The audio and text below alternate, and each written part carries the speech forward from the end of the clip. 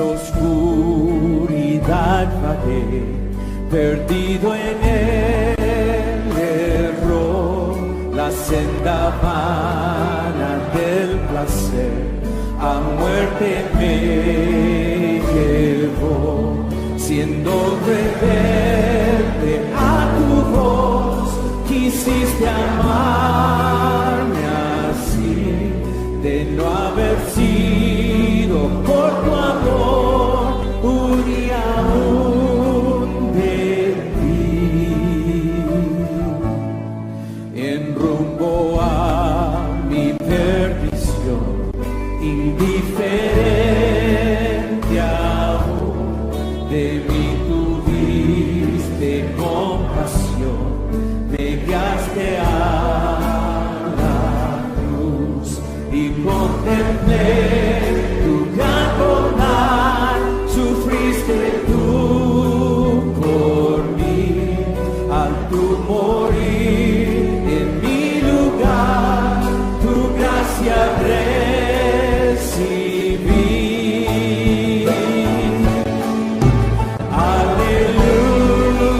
Aleluya, mi vida es Cristo. Aleluya, mi todo es Jesús.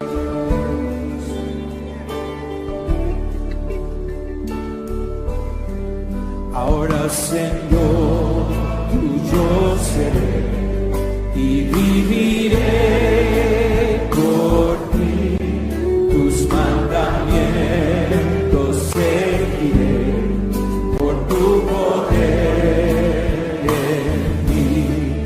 Usa mi vida, oh Señor, como lo quieras tú, y que sea siempre mi canción, mi gloria eres tú.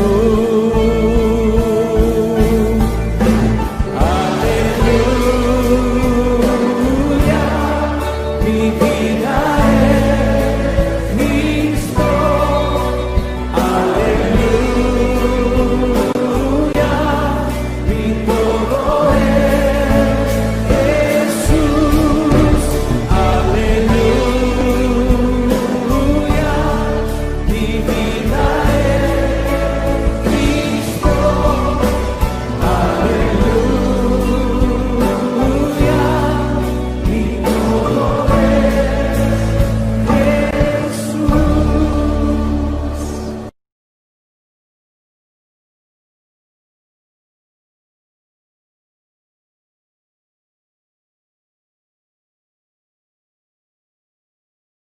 Buenos días, hermanos, les saludo en el glorioso nombre de nuestro Señor Jesucristo.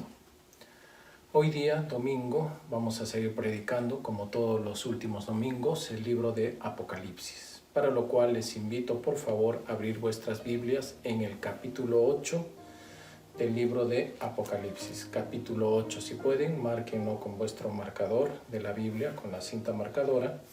Voy a predicar en la versión Reina Valera, revisión 1960. Entonces, capítulo 8, versículos 6 al 13. La palabra del Señor dice así: Y los 7 ángeles que tenían las 7 trompetas se dispusieron a tocarlas. Versículo 7.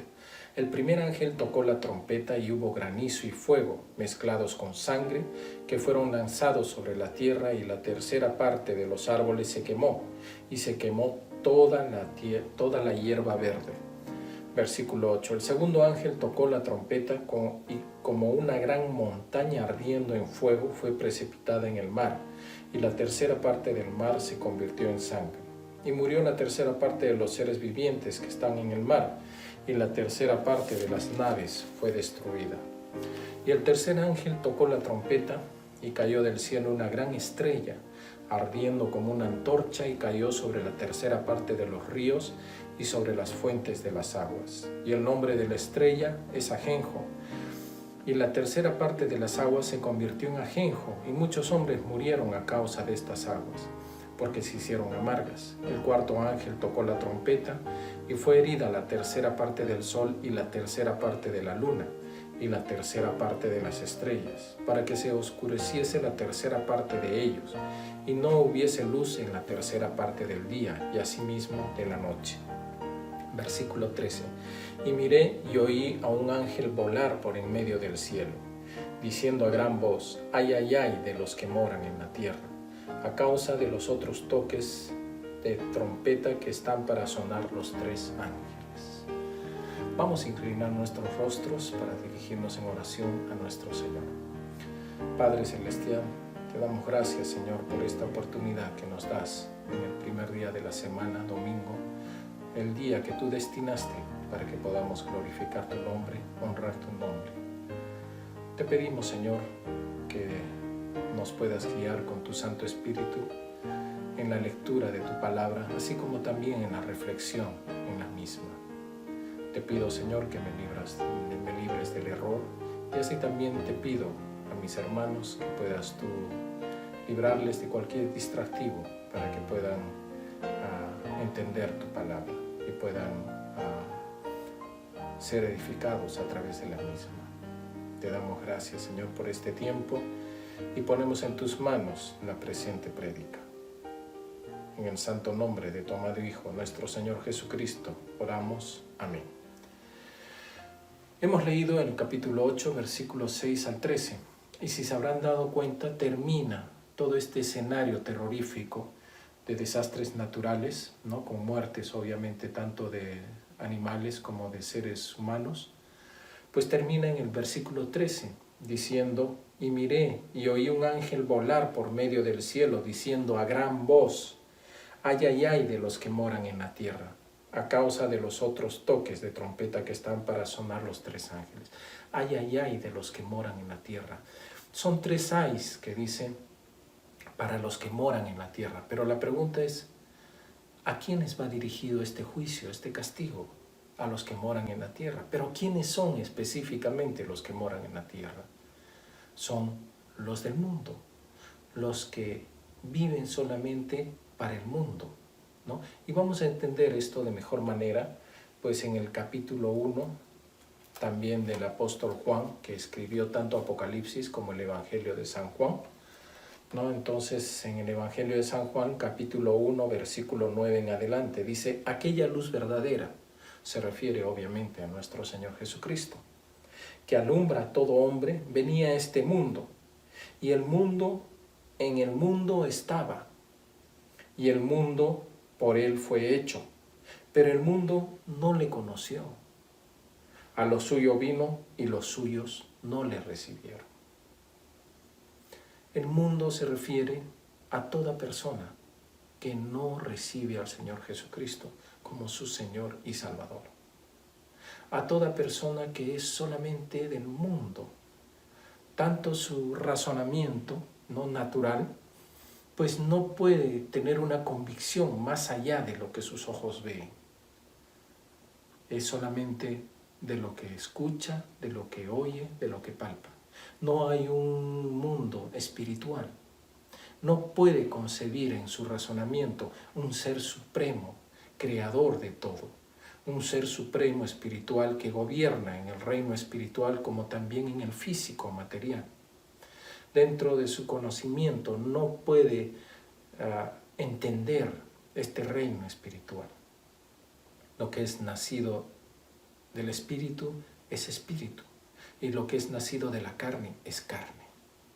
Por eso acá dice en San Juan capítulo 12, dice: mas a todos los que recibieron, a los que creen en su nombre, les dio potestad de ser hechos hijos de Dios. Esa es otra condición que la condición del mundo o mundano.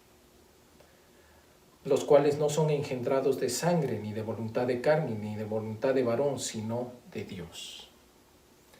Y estos que no conciben, no tienen una convicción espiritual, no tienen una convicción de un ser supremo, creador de todo, y que sostiene todo con su voluntad, pues simplemente si alguien va en nombre de ese ser supremo espiritual, decirle que estamos en falta con él, que tenemos pecado, ¿no? que hemos fallado, pues simplemente esto es totalmente irracional para él, ¿no? Es locura, como dice la palabra del apóstol Pablo, es locura para los gentiles. Entonces su forma de reaccionar es natural. Significa que van a reaccionar con aborreciendo a esa persona que le habla de estas cosas, ¿no? O simplemente siendo indiferente, que no sé cuál es peor, aborrecer o ser indiferente a una noticia importante que le da una persona a otra. Y este aborrecimiento lo mencionó claramente el Señor Jesucristo. En el capítulo 15 del Evangelio de San Juan, también el Señor Jesucristo, dije a sus discípulos, les dijo, capítulo 15, versículo 18, si el mundo os aborrece, sabed que a mí me ha aborrecido antes que a vosotros. Y si fuerais del mundo, el mundo amaría lo suyo. Porque no sois del mundo, antes yo os elegí del mundo. Por eso el mundo os aborrece. El mundo. A ellos se refiere básicamente, a los que son no creyentes, a los que no conciben en su razón la existencia de un ser supremo, creador de todo, y que sostiene todo, y que vendrá por segunda vez a juzgar. ¿Por qué? Porque han destruido lo que Él ha creado. No le han dado las gracias, por lo menos. No han reconocido su creación y no han reconocido a su Hijo que vino para morir por los pecadores. Entonces ya sabemos exactamente a quiénes va a juzgar el Señor al final de los tiempos. A quiénes va a juzgar no solamente de repente en la segunda venida de Cristo, sino el momento que uno muere. Ahí termina el tiempo, uno expira y abre los ojos al juicio final. Porque cuando uno muere ya no cuenta el tiempo, ya no existe el tiempo. Uno expira y abre los ojos, ya pasaron quizás millones de años y estamos en el juicio final, como ya pasó de repente unas horas o un día. Y ya estamos en el juicio final. Pero el Señor Jesucristo, estés vivo o estés muerto, va a venir a juzgar al mundo. Y en esto consiste el juicio, y esto está en el capítulo 8 de Apocalipsis. Pero la pregunta es, ¿cómo va a ser el juicio? Vayamos para eso en Apocalipsis, capítulo 6, versículos 9. Dice así, cuando abrió el quinto sello, vi bajo el altar las almas de los que habían sido muertos por causa de la palabra de Dios y por el testimonio que tenían. Y clamaban a gran voz diciendo, ¿hasta cuándo, Señor santo y verdadero, no juzgas y vengas nuestra sangre en los que moran en la tierra? ¿Hasta cuándo, Señor, no juzgas nuestra sangre? Esto habla del martirio que sufrieron los cristianos. Estamos hablando del primer siglo de la era cristiana. Estamos hablando específicamente del año 85, en el cual el César pues había decretado de que se debía adorar como ser divino al César. Pero obviamente los cristianos, como en todos los tiempos, pues no se arrodillaban si no era solamente ante su Rey y Señor, Jesucristo. Entonces sufrían persecución, los despojaban de sus bienes y finalmente los asesinaban. Entonces era un tiempo de bastante sufrimiento para la iglesia por causa de su profesión de fe. El apóstol Pablo estaba exiliado en una miserable isla de 10 kilómetros de radio, prisionero, ¿no?, a 65 kilómetros de Éfeso, de Asia Menor. Y el apóstol Pablo, anciano ya, tuvo visiones. Y justamente esta visión de la destrucción del cosmos, la destrucción de la tierra, pues nos las da a conocer acá. Y dice el Señor Jesucristo, cuando estas almas, ¿no?, clamaban y decían, ¿hasta cuándo, Señor, no juzgas nuestra sangre? Pues el carácter de Dios es pues siempre paciente. Es siempre da una oportunidad para que nos arrepintamos. Y esa oportunidad es acá en el versículo 11. Dice, y se les dieron vestiduras blancas, y se les dijo que descansasen todavía un poco de tiempo, hasta que se completara el número de sus consiervos y sus hermanos, que también habían de ser muertos como ellos. Que esperaran un tiempo. Y justamente ese tiempo es el que el Señor Jesucristo te da, para que tú lo aceptes como Señor y Salvador. Para que tú ya no no seas ya indiferente a este evangelio, a este nuevo mensaje, que Dios te amó tanto, que dio a su unigénito Hijo, para que tú seas salvo por Él, no para que tú seas condenado, para que tú creyendo en Él seas salvo. Y ese es el mensaje que vino a dar el Señor Jesucristo, el amor del Padre. Pero la realidad, ¿no?, es que Dios es paciente. Por eso en 2 de Pedro, capítulo 3, versículo 9, dice, el Señor no retarda su promesa, según algunos la tienen por tardanza, sino que es paciente para con nosotros, no queriendo que ninguno perezca, sino que todos procedan al arrepentimiento. Pero el día del Señor vendrá como ladrón en la noche, en la cual los cielos pasarán con grande estruendo y los elementos ardiendo serán deshechos. Todos los elementos celestiales, dice, con gran estruendo serán deshechos, ardiendo. Y la tierra y las obras que en ella hay serán quemadas. Habla de una destrucción realmente terrorífica de todo el universo, para que vengan cielos nuevos y tierra nueva. Pero, ¿y esto cómo se va a escenificar? De repente también está en el capítulo 6. El capítulo 6 prácticamente habla de todo el juicio, ¿no? Y el capítulo en adelante, el 7, 8 hasta el 19, habla cómo se va a dar este capítulo 6, ¿no? Entonces, este capítulo 6 termina en cómo va a ser el juicio final. Dice así, el versículo 14 del 6, y el cielo se desvaneció como un pergamino que se enrolla, y todo monte, toda isla se removió de su lugar. Y los reyes de la tierra y los grandes, los ricos, los capitanes, los poderosos y todo siervo y todo libre se escondieron en las cuevas y entre las peñas de los montes, porque ya no iba a haber una edificación donde podían meterse. Va a ser tal la destrucción que solamente les va a quedar meterse en las cuevas, en los huecos que quedan debido al cataclismo que va a haber. Y decían a los montes y a las peñas, caed sobre nosotros y escondednos del rostro de aquel que está sentado sobre el trono y de la ira del Cordero. Mátennos, aplástennos, ya no queremos enfrentar la ira del Cordero, ya no queremos enfrentar la ira de Cristo.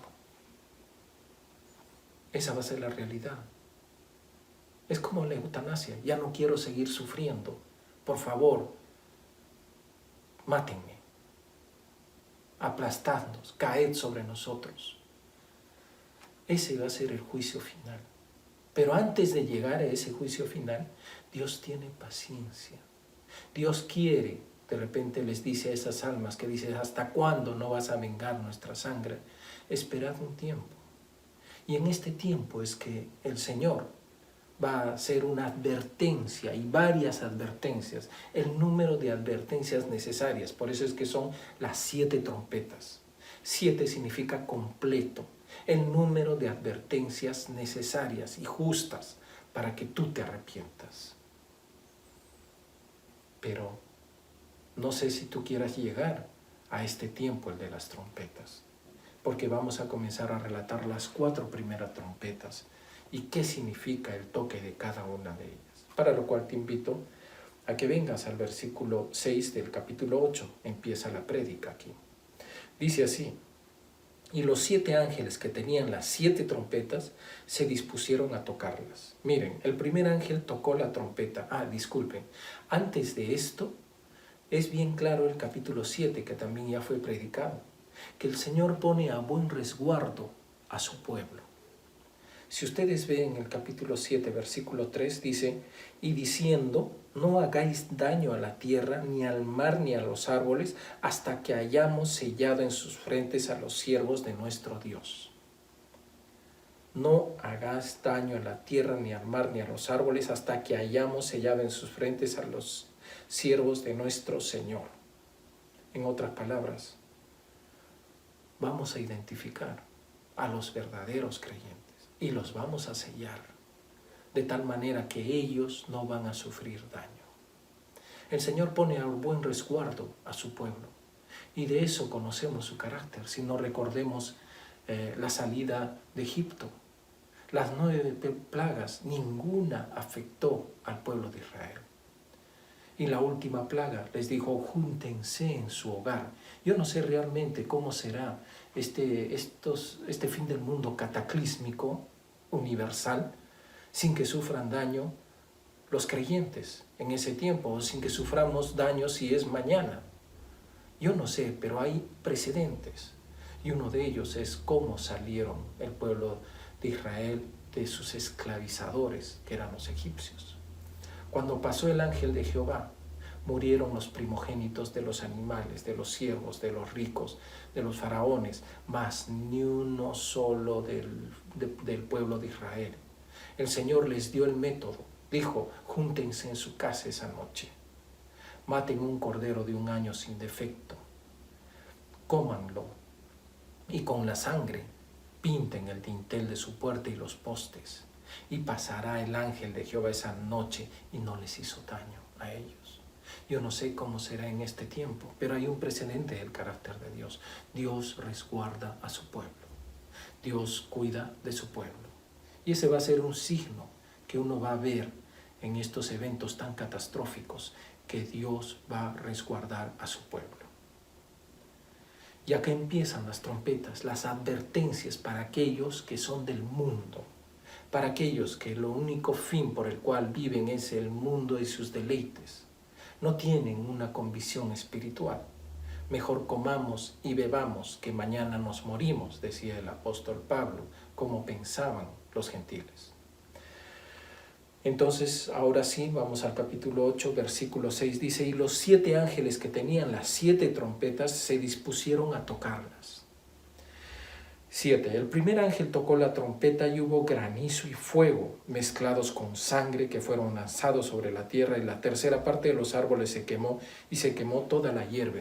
Yo no sé exactamente cómo describía Juan, porque obviamente él veía y describía de acuerdo a los conceptos que tenía. Él no podía hablar de meteoritos porque no tenía el concepto de meteorito en su mente como ahora lo tenemos. Quizás si nosotros hubiéramos presenciado esto con nuestra mentalidad de ahora hubiéramos dicho meteoritos, pero él describe como granizo y fuego mezclados con sangre, de color rojo obviamente, que fueron lanzados sobre la tierra, y la tercera parte de los árboles se quemó y se quemó toda la hierba verde.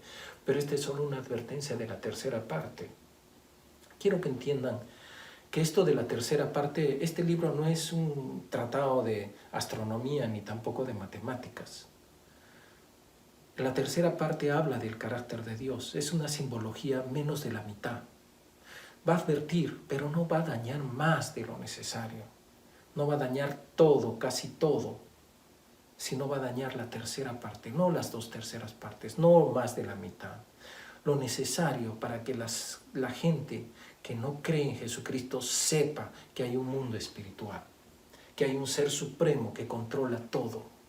Hay un ser supremo que también es misericordioso, pero que pide a gritos en este momento, en este caso, en este tiempo, que se arrepientan de sus pecados y que lo acepten como Señor y Salvador, y que entreguen sus vidas y que permitan que Dios les cambie el corazón de piedra y les ponga uno de carne que pueda escuchar la palabra de Dios.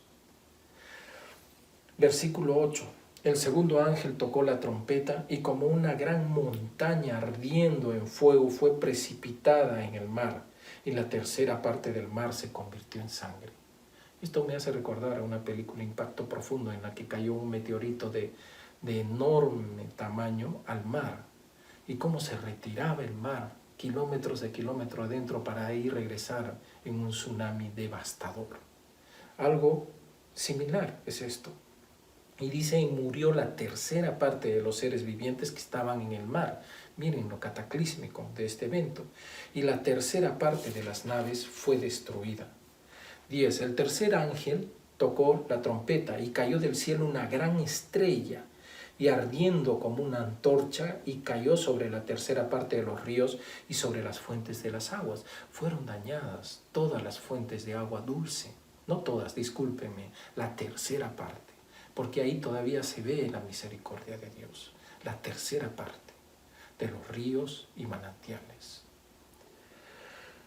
11. Y el nombre de la estrella es ajenjo. Ajenjo es una planta que mide 90 centímetros y quizás en esa oscuridad, en esa penumbra que puede ocasionar estos eventos cósmicos, ¿no?, desastrosos, pues pueden invadir el agua y la tierra y pueden hacer que, dice acá, y la tercera parte de las aguas se convirtió en ajenjo y muchos hombres murieron a causa de esas aguas porque se hicieron amargas.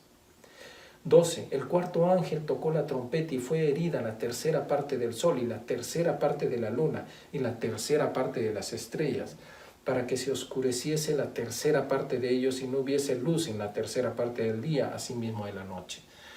Una afectación cósmica universal. No quiere decir que la tercera parte del sol, sino que el sol también fue afectado, la luna y las estrellas, pero de una manera que no fueron totalmente destruidas, sino menos de la mitad.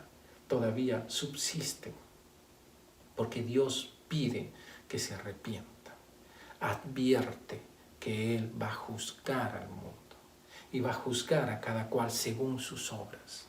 Y si realmente tus obras son perfectas, bien por ti, pero si no son perfectas, no me gustaría estar en tu lugar, porque Él viene como juez justo a dar a cada uno lo que se merece.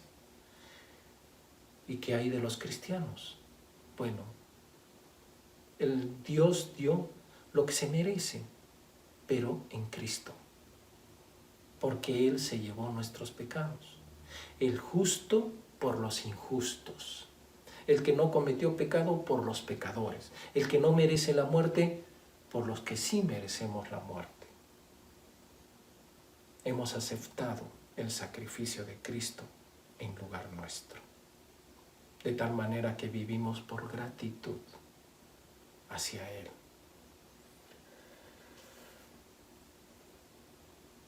Entonces se destruye de manera parcial. Igual el día es afectado, pero no es que la tercera parte del día va a haber luz y la tercera no. La noche no hay luz, sino se refiere a que son afectados tanto el día como la noche, pero no de una manera que se va a desequilibrar totalmente el universo y se va a destruir ese rato, no. Dice, la tercera parte, menos de la mitad, va a ser afectado, pero no tanto. Versículo 13. Y miré y oí un ángel volar por en medio del cielo, diciendo a gran voz, ay, ay, ay de los que moran en la tierra, a causa de los otros toques de trompeta que están para sonar los tres ángeles. Ay, ay, ay de los mundanos, ay, ay, ay de los que solamente tienen sus ojos y su mente puesta en este mundo. Ay, ay, ay, de los que son indiferentes al mundo espiritual, al Ser Supremo, aquellos que son indiferentes al dueño del mundo, al dueño del universo que lo creó, que vino acá a la tierra a los suyos, mas los suyos no le recibieron. Ay, ay, ay de aquellos. Y es triste. ¿Por qué? Si ustedes van al versículo 9, capítulo 9, versículo 21 dice, y no se arrepintieron de sus homicidios, ni de sus hechicerías, ni de su fornicación, ni de sus hurtos. Este es el momento de que entregues tu vida al Señor Jesucristo. Este es el momento, más tarde no, mañana quizá ya estás abriendo los ojos al juicio final.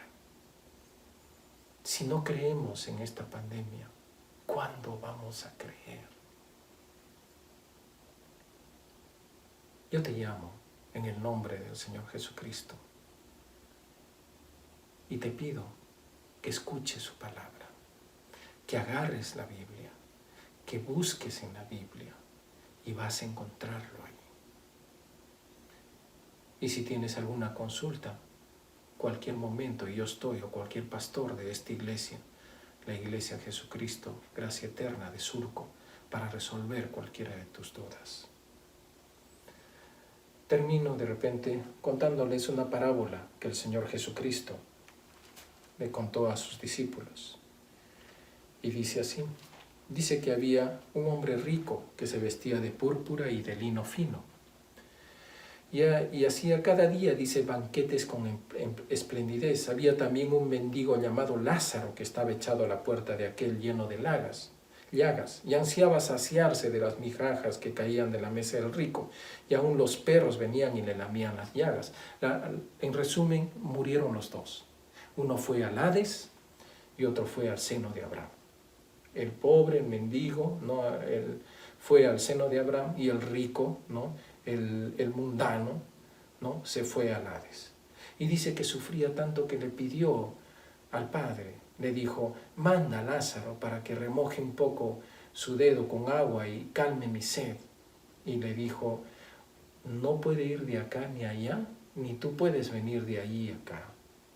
Entonces el rico le dijo, entonces te ruego pues, Padre, que le envíes a la casa de mi padre, porque tengo 5 hermanos, para que les testifique a fin de que no vengan ellos también a este lugar de tormento.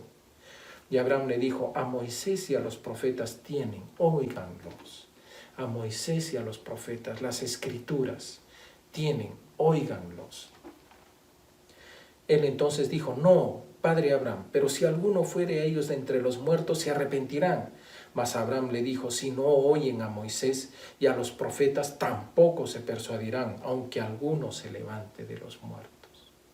Yo te digo, querido amigo, escucha la palabra de Dios, pero no la escuches por escucharla.